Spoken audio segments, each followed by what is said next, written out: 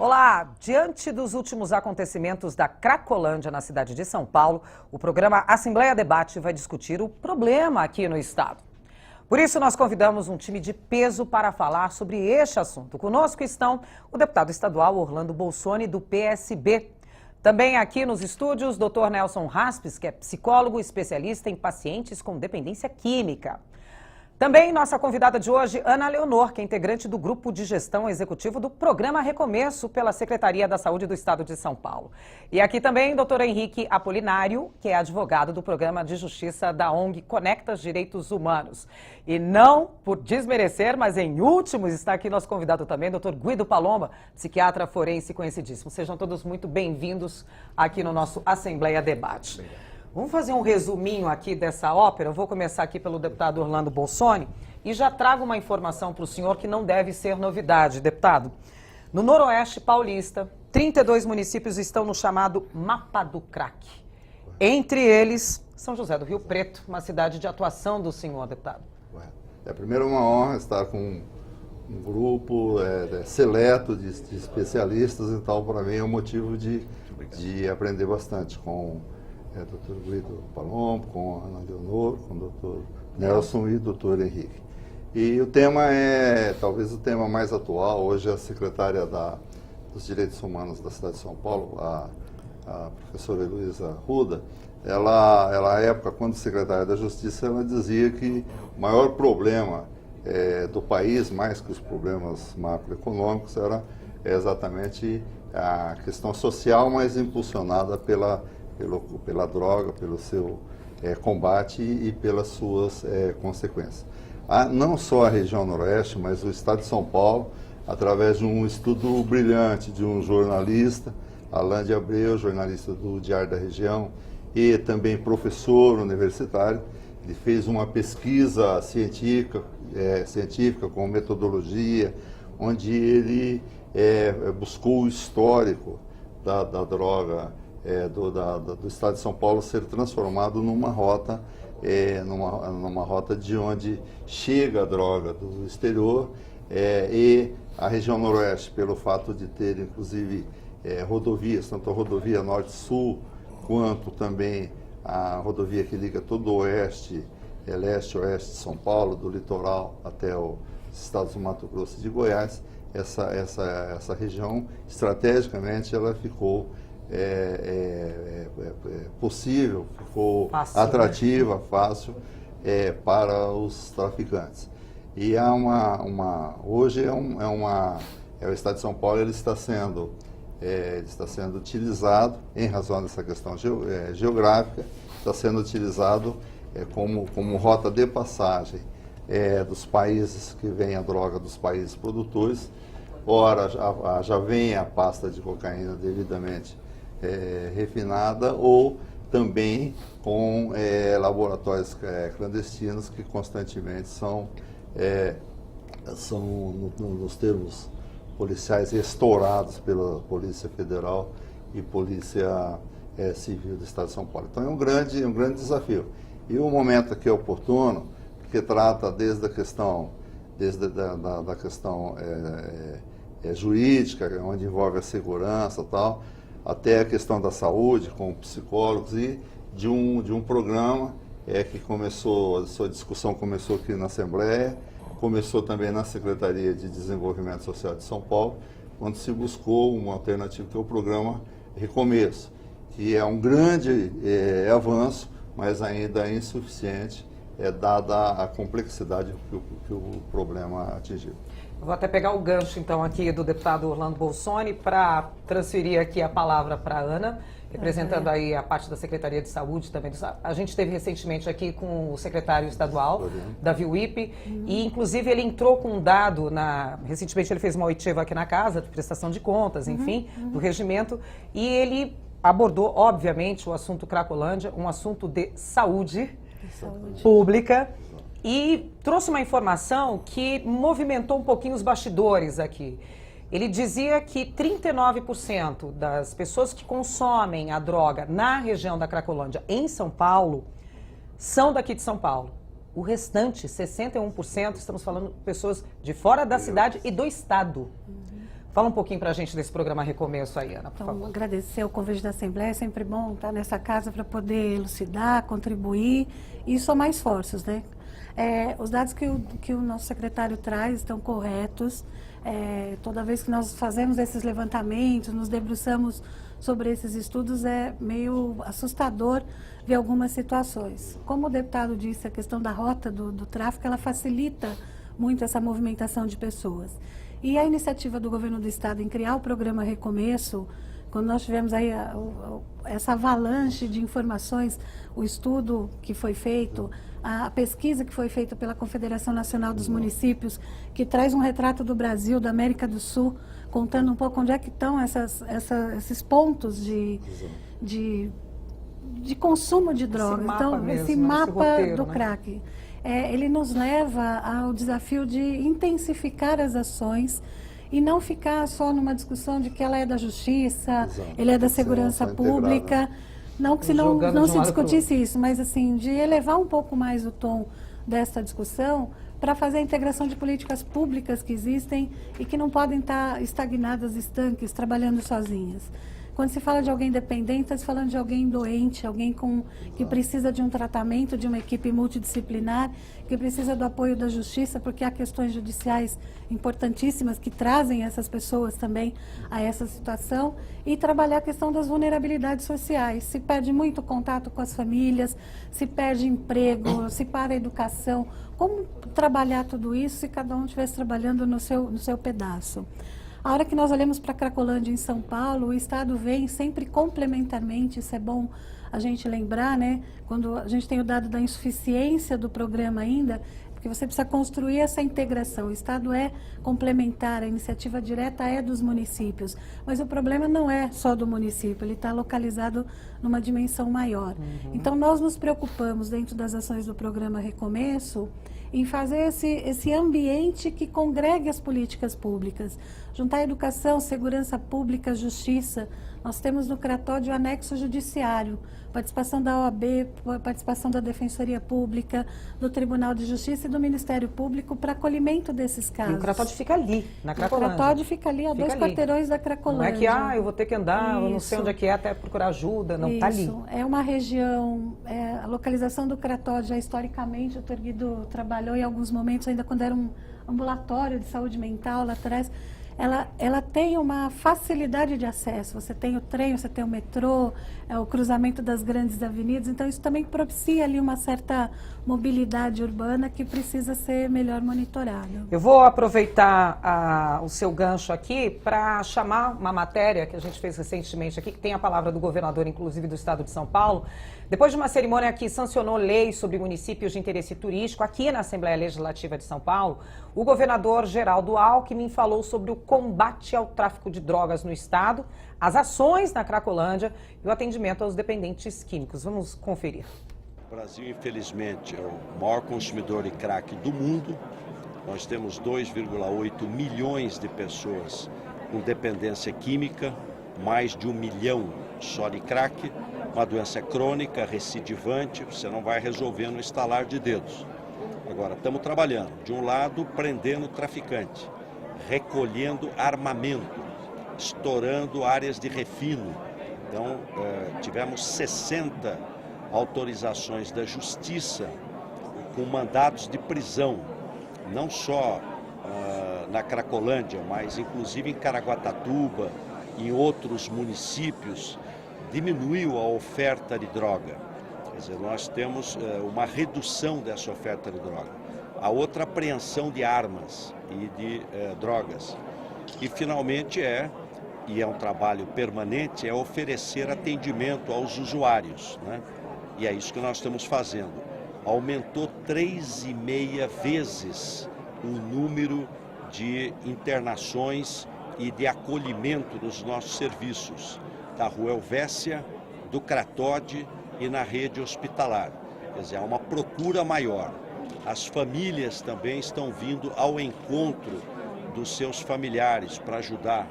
Então não vai resolver de um dia para o outro, mas nós não vamos nos omitir, não vamos desistir.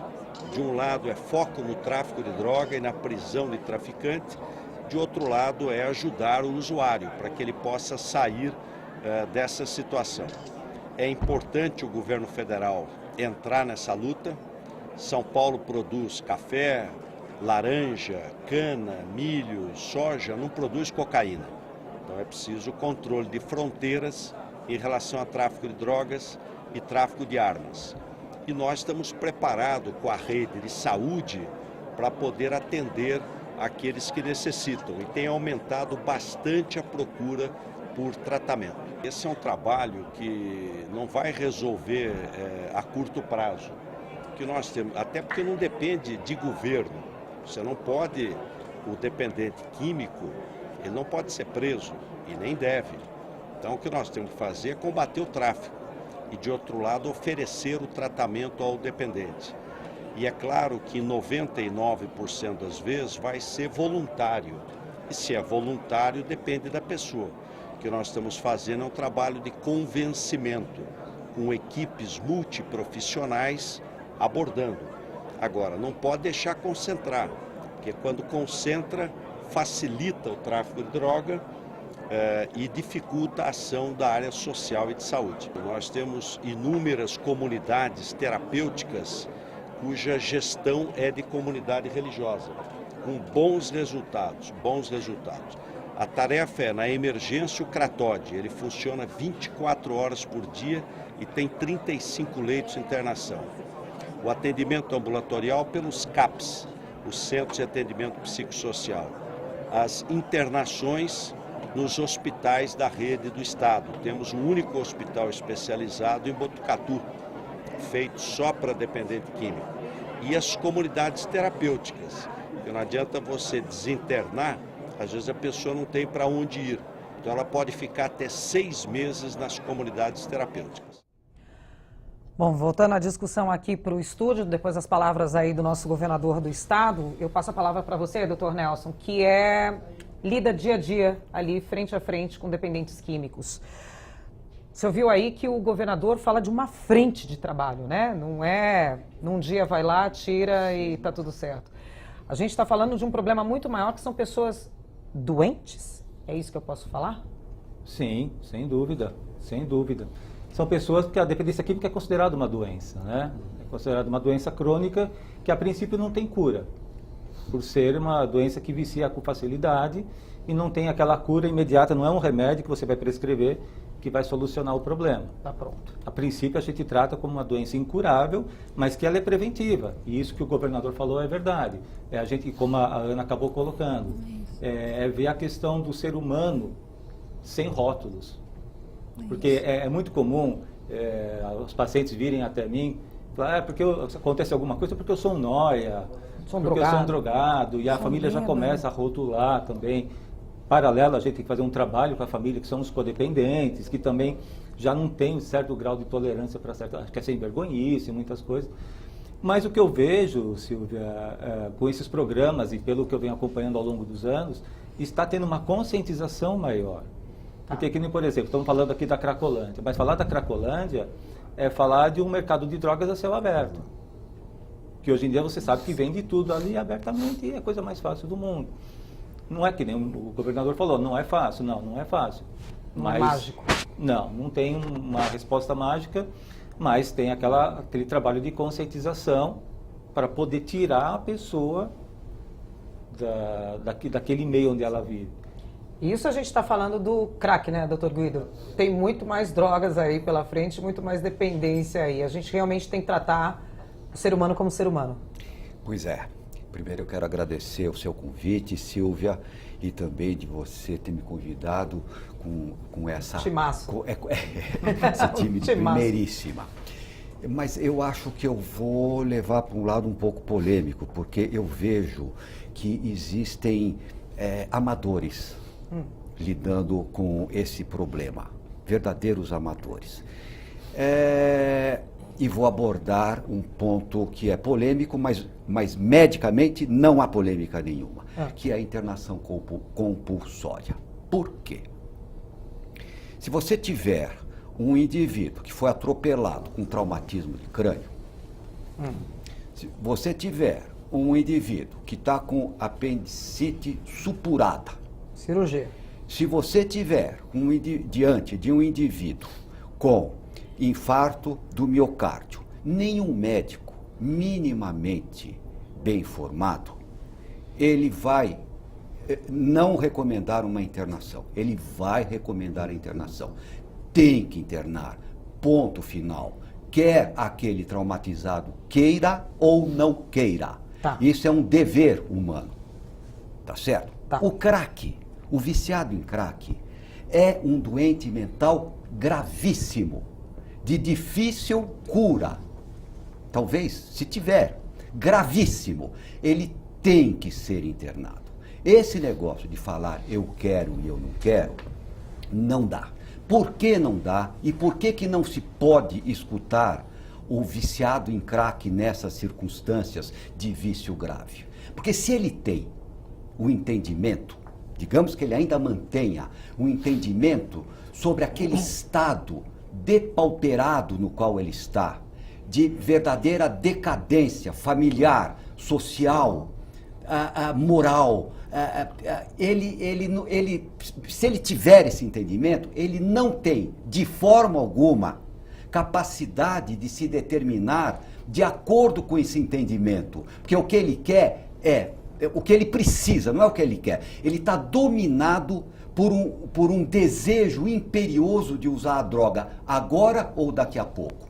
Portanto, se ele entende, ele não se determina de acordo com esse entendimento. Então, por isso mesmo que ele é um doente. E se ele é doente, por uma questão humanitária, de dever humano, ele precisa ser internado para quê? Para hidratar, para tomar sais, repor os sais minerais, para comer, para tomar banho, para trocar de roupa. Para dormir, porque não dormem, né? Não é? Para combater as infecções. Então, nesse primeiro momento, não tem eu quero, eu não quero. O médico, se tiver diante de um traumatizado de crânio, ele vai internar, se ele for minimamente bem formado. O médico minimamente bem formado, ele vai internar esses doentes. Claro que isso daqui acaba se tornando uma questão de debate, política, etc., mas tem momentos em que os deveres humanos, principalmente dos médicos, eles se sobrepõem àqueles ditos direitos humanos. Então, eu começo essa discussão me colocando dessa maneira. É isso mesmo, doutor Henrique? Bom, também agradeço a participação no programa, agradeço o convite, é uma honra estar aqui com tantos especialistas, pessoas que entendem do tema, né, falar de um assunto tão polêmico, né. Quanto à internação compulsória, né, não tem como desassociar esse debate dos direitos humanos, né, eu acho que é impossível. Sempre falar de internação compulsória, sim, é um mecanismo previsto em lei, é uma ferramenta que os serviços públicos têm, mas ele tem que ser feito conforme a lei, né? E a lei especificamente é a Lei 10.216 de 2001, né? Que é a chamada Lei Antimanicomial ou da Reforma Psiquiátrica, né? Que ela veio exatamente para consolidar essa reforma de posicionamento, partindo daquela visão arcaica, né? do chamado hospício, né? De afastar essas pessoas da sociedade. Até por uma questão de efetividade, muitas vezes é muito mais efetivo você tratar a pessoa de maneira mais próxima à sociedade do que você simplesmente excluí-la, né? Então, acho que o ponto principal, quando se fala em internação compulsória, qualquer tratamento de dependentes químicos tem que ser avaliar caso a caso. A avaliação tem que ser pessoal, ela tem que ser direcionada àquela pessoa. Não há soluções mágicas e também não há soluções padrão para um problema tão complexo, né? Que, claro, trata de saúde pública, mas também de várias vulnerabilidades sociais, né? Tanto questão social, econômica, né? Então, acho que o ponto principal é esse. A internação compulsória, ela existe, ela pode ser usada em casos excepcionais, mas ela tem que vir acompanhada de uma avaliação médica calma e, conforme a lei, né, que já citada, ela tem que sim, vir como último recurso após outros tratamentos já terem sido tentados e não ter alcançado sucesso. Mas, deputado, eu acho que esse não é um problema de hoje, né, o que a gente está vivendo. Porque a impressão que se dá é que a gente teve um caso agora na tentativa de tirar ali a Cracolândia ali da região, enfim, fazer uma mudança, uma revitalização, enfim, o nome que quiserem dar, no último dia 21 de maio aí, que está gerando todo esse comentário. A Ana está ali há muito mais tempo, você sabe bem que isso daí vem de tempos. Há 20 anos, São Paulo vive esse problema, vários governos passando, prefeituras passando, com programas mais a menos, com programas menos a menos, enfim, mas a coisa continua e vir com uma internação compulsória ou com voluntariado, a pessoa vai lá e o governador até chegou a citar que a maioria é feita de forma voluntária e o Dr. Guido interfere e fala, não, como médico você tem que dar um veredito, quem dá um veredito é o médico, senão essa pessoa vai morrer, enfim. É muito delicado esse assunto, né, deputado? Exato. Principalmente se a gente colocar políticas públicas aí no meio, né? Primeiro é um assunto, embora você diz que está há 20 anos, mas só nesse momento, eu acredito, eu venho estudando assim de forma intensa desde quando cheguei aqui em 2011, que nós formamos uma frente parlamentar, também multidisciplinar de enfrentamento ao crack e outras drogas.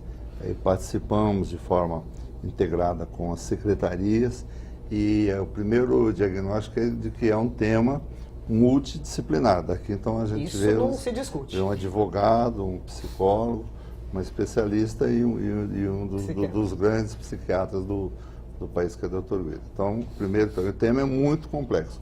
Agora eu queria aproveitar o conhecimento dos colegas desse momento, para trazer também o seguinte: isso é um problema não só de governos, isso é um problema de Estado, mas também é um problema da sociedade. Quase toda família, eu sou professor, ou quase toda pessoa tem algum amigo, ou tem alguma pessoa próxima que foi lamentavelmente alcançada pela droga, em especial o crack. Então a sociedade tem que tratar, assim como trata a educação, assim como trata a saúde, tem que ter um enfrentamento, não é ideológico esse enfrentamento, e fazer um enfrentamento tal qual lembrou o Dr. Guido. O que se precisa fazer e cada um contribuir de forma integrada, não é isoladamente a política que vai resolver, não é a psiquiatria, não é a segurança, então é dessa integração que eu acho que pode surgir avanço. Os programas existentes representam avanço. Essa questão, a questão que lembrou o doutor Henrique, da legislação, às vezes tanto de um lado quanto de outro ela é mal interpretada, a questão da internação compulsória. Eu mesmo apresentei um projeto de lei aqui na Assembleia que procurava disciplinar a nível de Estado, e chegou um determinado momento, 2 anos depois de muita discussão ideológica, doutor, que acabou caindo para a ideologia, não para nada contra a ideologia, que eu acabei retirando o projeto porque o objetivo de trazer o tema eu tinha conseguido, mas o objetivo inicial se perdeu, que era disciplinar. Então, eu acho que desses encontros é que surge a proposta de políticas públicas, acho que desses encontros, igual nós estamos tendo aqui, exatamente, de onde surgem as ideias, e a gente tem que ter uma postura de muita humildade, no sentido de saber que é um problema muito difícil, como lembrou o Dr. Guido, a importância dos amadores, de tomar um cuidado enorme com os amadores. Dando pitaco, né? Que o problema, assim, para todo problema complexo, diz-se que se tem uma solução simples, mas errada. Pode falar, doutor Guido. Eu gostaria de falar que a internação compulsória, o deputado está eu estou totalmente de acordo. A internação compulsória é um primeiro momento. Ela precisa de 15 a 20 dias, não vai ter mais fissura e já vai estar hidratado, com sais minerais, alimentado, limpo. Mas termina aí? Não. Esse é o primeiro passo. Isso é o choque. É o primeiro passo para tirar daquela do toxiprivação clima, né? forçada. A partir daí, eu penso que existem outros passos tão importantes quanto esse primeiro. Uma reintegração social lenta, progressiva, com medidas previamente estabelecidas. Não pode internar, porque se você interna durante 15 dias, 20 dias, um mês, a primeira coisa que ele, quando ele sair, ele vai comemorar usando droga. Só para eu entender, doutor Guido, como é que o crack age na pessoa? Assim? É tão severo É desse severo, jeito? É tão... é severo, é forte, é uma sensação... os que usam, eles gostam, justamente por causa disso, é forte e é um estado, enfim, de transformação mental muito forte. Se eu não e usar, rápida. o que acontece? É uma transformação rápida, de pouca duração, são segundos até, não chega nem a 1 minuto, e entra naquele quadro...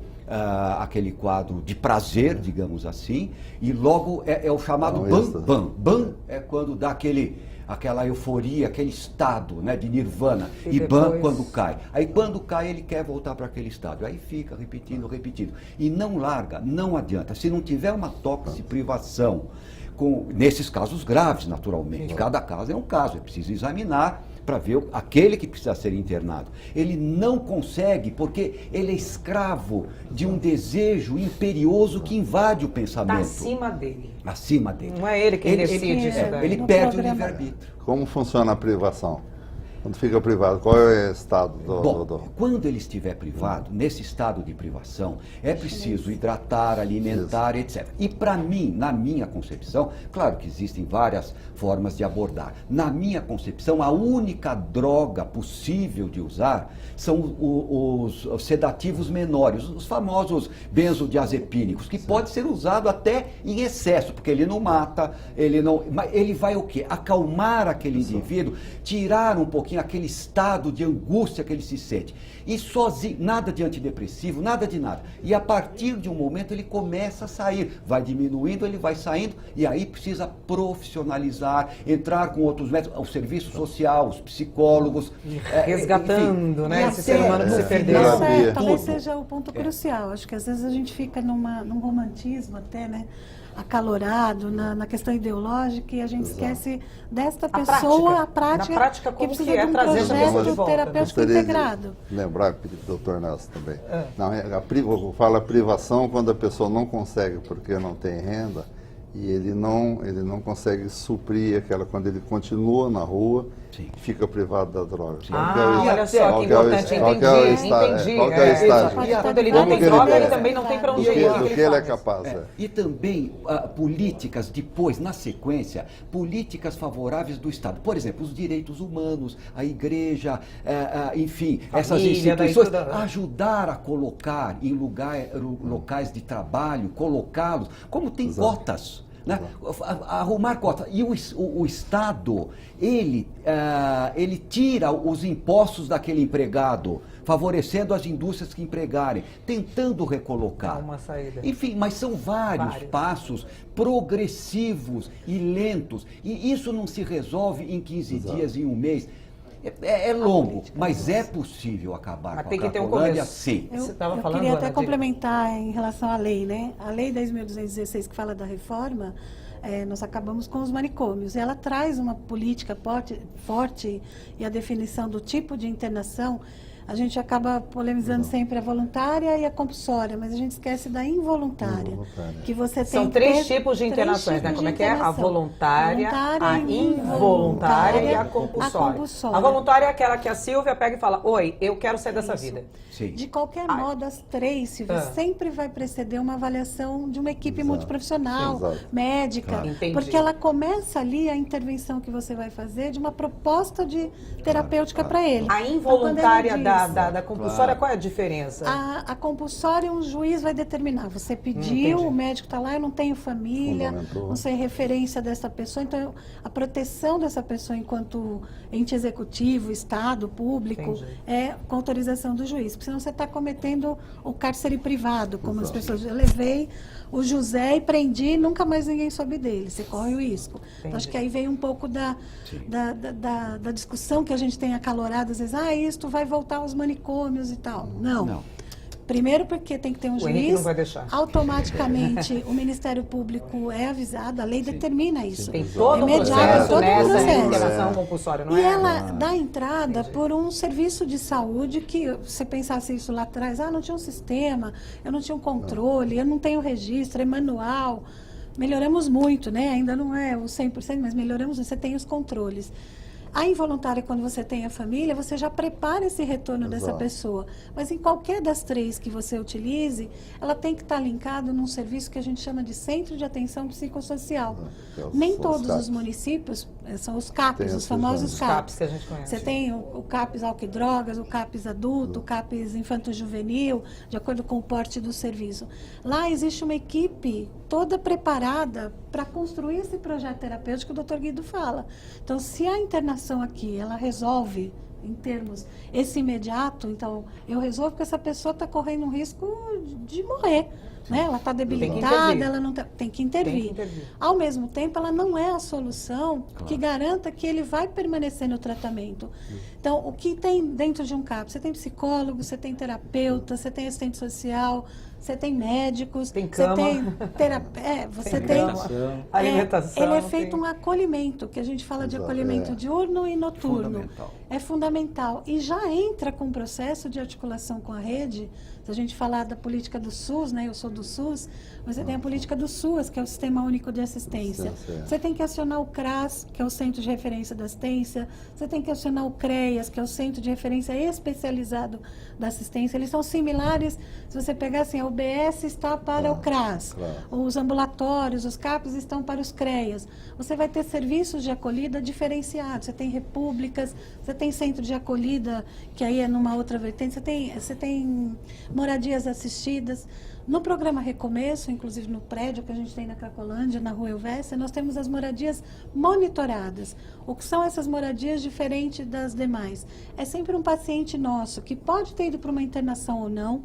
Por isso que a grande maioria é voluntária, porque você já faz uma intervenção consciente do cardápio de possibilidades que a gente tem para ofertar no tratamento. Ele participa da atividade no CAPS com todo esse apoio. A gente costuma dizer ainda um modelo antigo, mas a gente ainda utiliza. Ele pode ser um paciente intensivo, semi-intensivo e não intensivo. Intensivo é aquele que está no início do tratamento. Ele passa o dia todo com a gente. Ele almoça com a gente, toma café, quase um funcionário. E à medida que ele vai melhorando, você vai diminuindo essas idas dele, mas dando uma coisa que é fundamental, que ele se emancipe, que ele tenha autonomia para voltar para a vida. Na nossa moradia assistida, ele é um paciente de CAPS que começa a sair deste processo e aí ele vai para a vida novamente. Perfeito. Mas não que ele esteja, e aí eu concordo, ele não está curado, não existe uma cura para isso. É um projeto permanente, você precisa monitorar. Agora, não significa dizer que ele vai ficar para sempre, todos os dias conosco. Você tem que dar autonomia, estimular que ele retome a sua vida, né? Bom, vou fazer uma pausa. Pode falar, deputado. Seria importante, porque ele recebe todos os dias. A questão de quando fica privado da droga e continua na rua. Como que é o... Aliás, então eu vou até pedir, então, o deputado lançou essa pergunta aqui no ar, eu vou para um rápido intervalo, a gente volta já para discutir isso, como é que é essa ausência da droga e a pessoa sozinha, como é que ela faz, o que acontece com ela e se tem solução.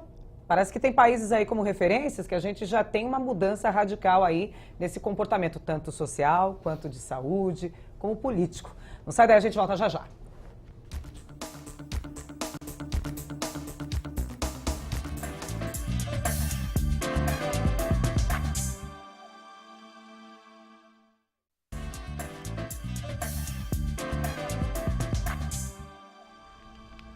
Segundo declarações recentes do secretário de Saúde do Estado de São Paulo, Davi Wipp, 39% dos consumidores de crack na Cracolândia, em São Paulo, são daqui da cidade de São Paulo. Outros 61% são de outras cidades ou fora do estado. Diante destes últimos acontecimentos da Cracolândia aqui na cidade, o programa Assembleia Debate trouxe essa discussão aqui para a Assembleia Legislativa de São Paulo. Não que ela não esteja acontecendo o tempo inteiro aqui nos bastidores da nossa TV, que na verdade os bastidores da nossa TV é a própria Assembleia Legislativa com frentes parlamentares, audiências públicas, enfim. Antes da gente voltar aqui na discussão para o estúdio, não foi tão recentemente assim que eu estive na Cracolândia, mas algum tempo atrás, um período passado aí, eu fui lá com a nossa equipe.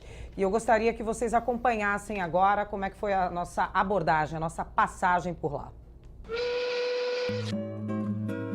Acredite, Este foi o primeiro bairro nobre de São Paulo.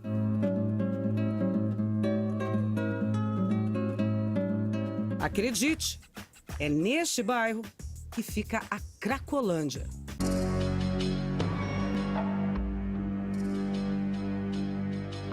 Há 20 anos, traficantes e usuários de crack transformaram esta área na principal e mais conhecida boca de fumo do país. E tudo acontece a céu aberto, na luz do dia. Na região, dezenas de policiais fazem a segurança. Segurança? Eu não me sinto seguro, pelo contrário, eu tenho até medo. Você está parado ali na porta esperando uma pessoa chegar, eles passam te vendendo carrinho de criança, eles passam te vendendo. Então, se eles passam vendendo, porque eles tiraram de alguém, entendeu? Eles passam vendendo tênis, blusa, até pedaço de carne, essas carnes embaladas de supermercado, eles passam vendendo. Fazem essa troca pela droga.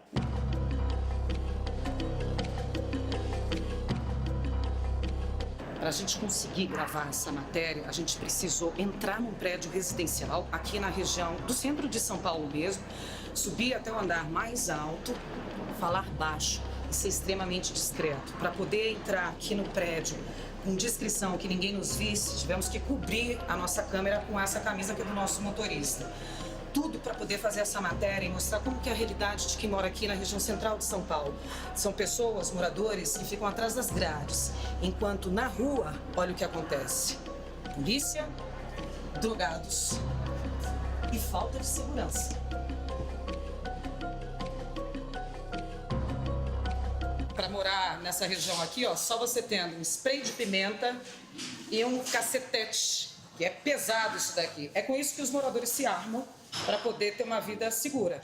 Porque polícia tá cheia aqui na rua, viu? Mas sem isso você não mora aqui. Moradores acabam tendo que morar dentro de jaulas, pequenas jaulas que são os prédios aqui, colocar grade, tem hora para entrar, hora para sair. O que nós estamos... É quase um toque de recolher, é quase como uma situação de guerra civil, né? mas é isso mesmo, é um Para toque de recolher. o telespectador, nós estamos hoje aqui numa região de permanente conflito, uma faixa de Gaza. Essa é a nossa realidade aqui. Né? E a legislação não funciona. Né? Se são doentes, mas são pessoas que promovem o furto e o roubo, apavorando a região. Porque nós não moramos de graça, nós pagamos.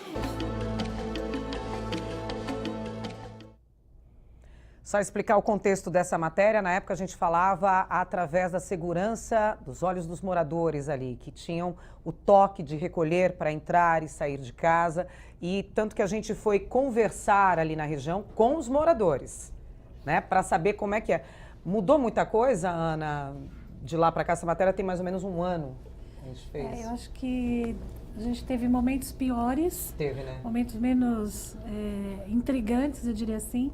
Mas a polícia, com a investigação que tem feito, e a gente tem visto, acho que como trabalhadores de rua mesmo, né? Essa intensificação de tirar os laboratórios clandestinos, mapear quem são realmente os traficantes, diferente dos dependentes, né? Porque também é outra discussão que se faz, o dependente também é traficante, porque ele bota tudo no mesmo pacote, e aí a gente esquece dos direitos humanos, né? Mas não, vamos separar e tem que fazer alguma coisa para ofertar esse tratamento de forma diferenciada. Então, de 2013, que é quando começa a ação mais intensa do CRATOD dentro da linha do programa Recomeço, nós fomos para a rua com os abordadores de rua, que são nossos agentes de saúde, são conselheiros de rua, abordar essas pessoas, motivá-las para o tratamento. Então, que a gente fala que é um acolhimento com uma escuta qualificada, é uma premissa básica da gente. Em seguida, vinculou, nós temos uma tenda na rua, né? O programa... Tem o CRATOD, a tenda, vocês têm assim, uma mesa de três pernas ali, né? Para fazer o que a gente fala do cardápio, né, de ofertas. Você vai vinculando essas pessoas, a tenda virou uma extensão da rua. Então, ao invés de ir para o prédio direto, ele chega mais fácil na tenda. E você vai promovendo atividades, estimulando a participação. Cada tempo conosco na tenda é um tempo a menos que ele está usando. Então, isso é um facilitador. Esta vinculação nos traz a possibilidade de ofertar tratamento. Aí ele vem para o CRATOD, o Evessa estava passando em reforma. Quando ele vem, o tratamento pode ser ambulatorial ou hospitalar. Então, segundo a premissa básica dessa oferta. À medida que nós fomos avançando nessa abordagem de rua, você coloca para essas pessoas, independente da classificação dela, traficante ou dependente, que você está fazendo uma ação de saúde, uma ação social integrada e que você não está ali fazendo uma disputa daquele território, dizer quem fica com quem. Então, por isso que eu digo que teve momentos mais violentos, momentos menos violentos, a depender dessa organização criminosa, né, que se refaz o tempo todo quando você atua.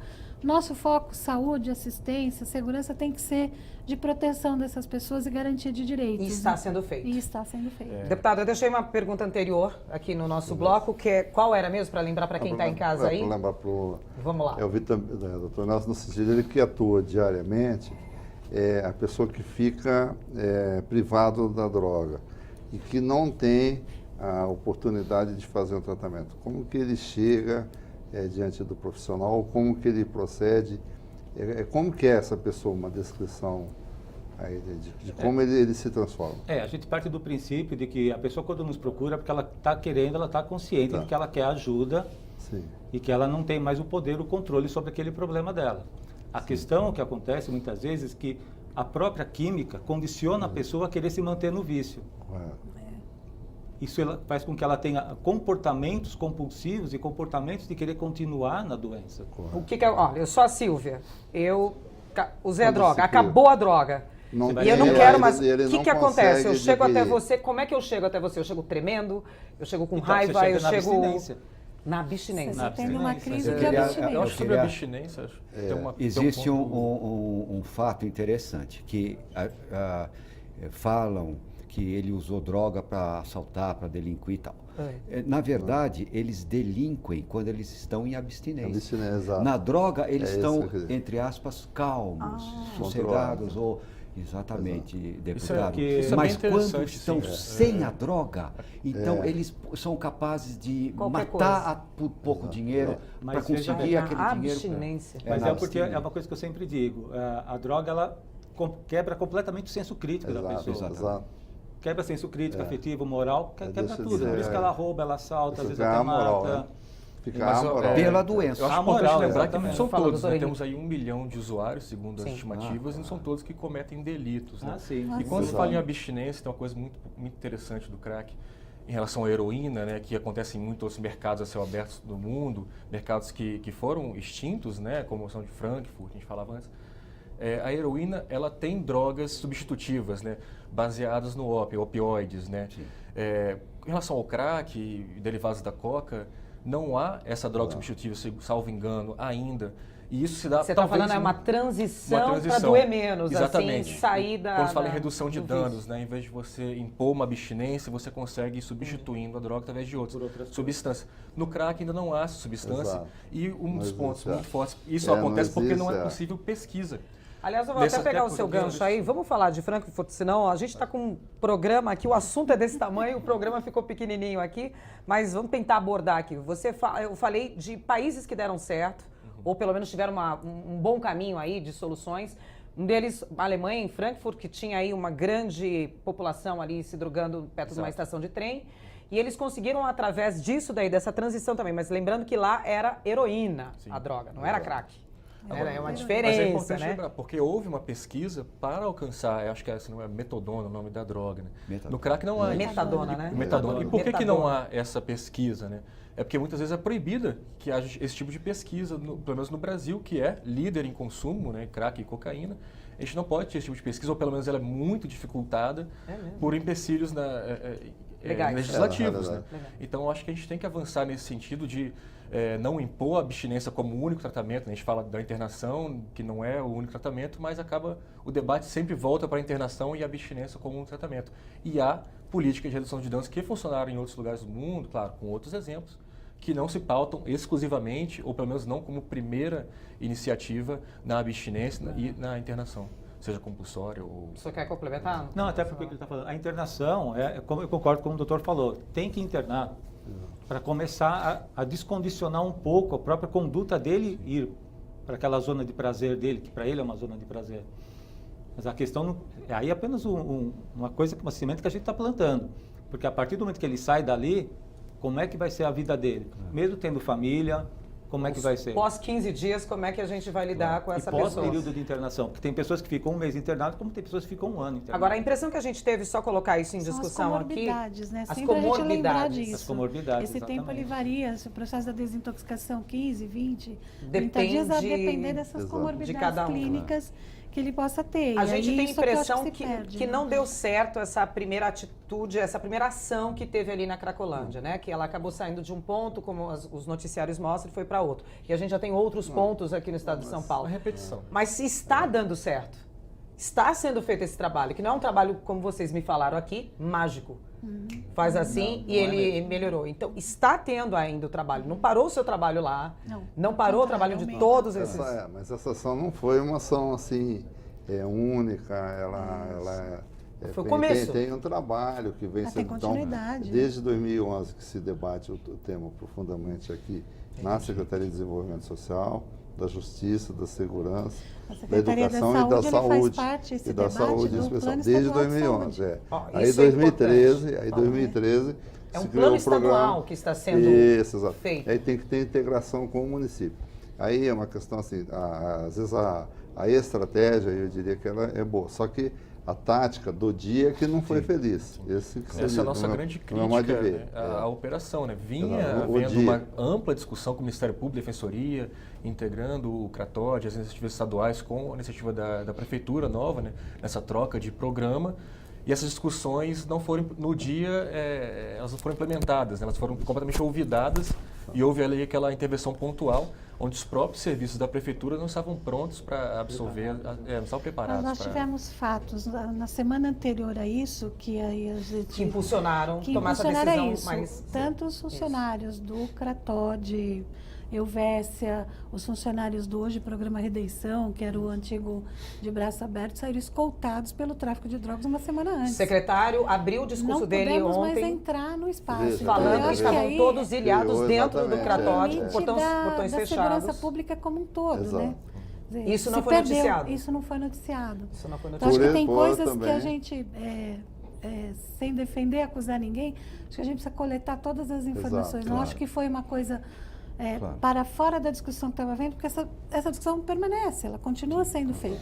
Um pouco mais acalorada agora, talvez, pelo episódio, mas não que não tenha tido um outro motivo. E aí a segurança pública, nesta hora, ela tem a conduta que é de proteção ao cidadão como um todo, né? Não é só das pessoas que estão ali. Doutor Guido, eu tenho 3 minutos só. Estamos no caminho certo? O senhor, pelo conhecimento nessa área aí também, O que eu gostaria médico? nesse meu prazo final aqui, é de cumprimentar a todos, porque eu percebo que todos estão voltados para o bem, querendo fazer o melhor possível. O problema, não existe uma solução mágica. Exato. A solução é multidisciplinar. Né? Às vezes é preciso uma ação imediata, um pouco mais efetiva de um lado, etc. Queria cumprimentar o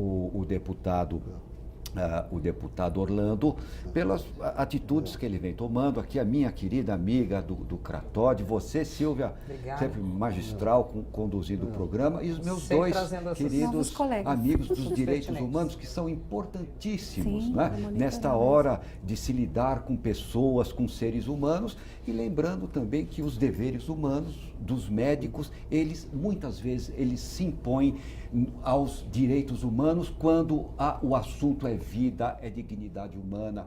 E eu queria cumprimentar todos vocês e muito obrigado pelo convite, viu, Agradeço. Silvia? Deputado, mais políticas públicas vindo aí pela frente, o trabalho do senhor é interminável, né? Tranquilo. Agora eu quero deixar uma mensagem, que é a mensagem do risco da descontinuidade. Então, se tem programas em andamento, não se pode abandonar. Eu acredito que nós teríamos que fazer continuar, aperfeiçoar e inovar diante das novas informações, mas nunca desistir, buscar as experiências externas, mas continuar o nosso processo Foi de determinante o recomeço nesse sentido, deputado, Exato. que ele faz parte do orçamento, do plano Exato. estadual, aprovado na Assembleia, que vem na lei Colocado no orçamentária, plano- colocado no no plano PPA, plurianual, que eu fui relator. que é para que não Que foi tenha relator, isso. descontinuidade. Então, podemos aprimorar, mudar as pessoas, mas o programa continue e as pessoas vão podendo interferir e melhorar, né? Essa é a nossa parte aqui, na verdade, da TV Assembleia, que é levar até o Levar, público exato. o que está sendo feito aqui dentro da casa. que sim, as pessoas estão, os deputados, os nossos parlamentares estão discutindo esse assunto. Não é porque não aparece na televisão, na grande mídia, que esse assunto não está sendo debatido aqui. As semanas são intensas aqui dentro com essas discussões. É que elas vieram agora mais afloradas por conta aí das atitudes, das ações que tiveram, que não foram erradas, como os nossos especialistas estão dizendo assim, só foram colocadas de um jeito talvez um pouco mais antecipado, porque precisou. Exato. Ninguém está aqui brincando, na verdade. Eu agradeço a cada um de vocês, nem consigo abrir a palavra a todos aqui, que senão a gente estoura o nosso tempo. E é nosso dever aqui, da TV Assembleia SP, trazer essa discussão de novo e sempre. Né? Assim como o de vocês estar sempre em pesquisa, o nosso sempre trazer essa discussão. Obrigada mais uma vez a presença de cada um de vocês aqui. O programa Assembleia Debate fica por aqui. Muitíssimo obrigada pela audiência. Até nosso próximo encontro. Tchau.